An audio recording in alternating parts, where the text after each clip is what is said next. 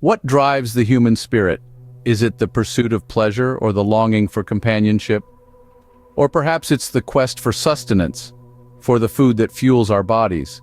These desires are deeply embedded in the human experience, so much so that they often shape our lives and our choices. Consider the remarkable story of Jesus Christ.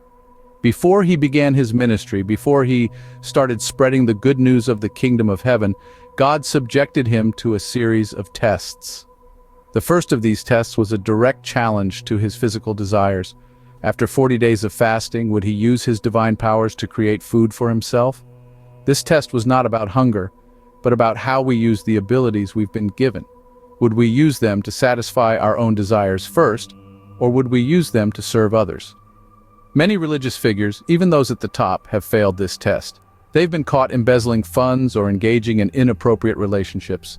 They've allowed their positions and their powers to serve their own desires, rather than the needs of others. When Satan, the tempter, approached Jesus with the challenge, "If you are the Son of God, command these stones to become bread," Jesus responded with a quote from Scripture, "Man does not live by bread alone, but by every word that comes from the mouth of God." He passed the test with flying colors. The second test was a test of pride.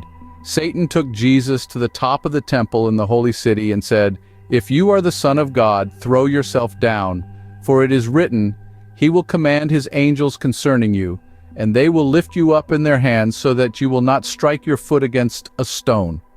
Satan was twisting Scripture, trying to use God's own words against Jesus. He was tempting Jesus to test God's faithfulness, to see if God would really protect him, and he was also tempting Jesus to show off his divine powers. But Jesus saw through Satan's tricks and responded with another Scripture quote, "Again it is written, you shall not put the Lord, your God, to the test." The third test was perhaps the most difficult. It was a test of power and ambition.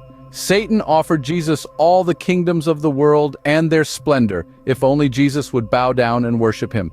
This was Satan's ultimate gambit. He was willing to give up all the wealth and glory of the world for the chance to be worshipped. And unfortunately, many religious leaders today fall into this same trap. They may be generous, humble, and willing to endure hardship, but their ultimate goal is to gain the praise and adoration of the world. They want to be admired and revered. But Jesus had the perfect response to this temptation. He didn't argue or debate. He didn't get emotional. He simply said, "Be gone, Satan, for it is written, you shall worship the Lord your God, and him only shall you serve." In summary, the story of Jesus' temptation serves as a powerful reminder of the dangers of succumbing to our physical desires, pride, and ambition. It challenges us to consider how we use our abilities and whether we're using them to serve ourselves or others. And it encourages us to resist the lure of worldly praise and adoration and to worship and serve God alone.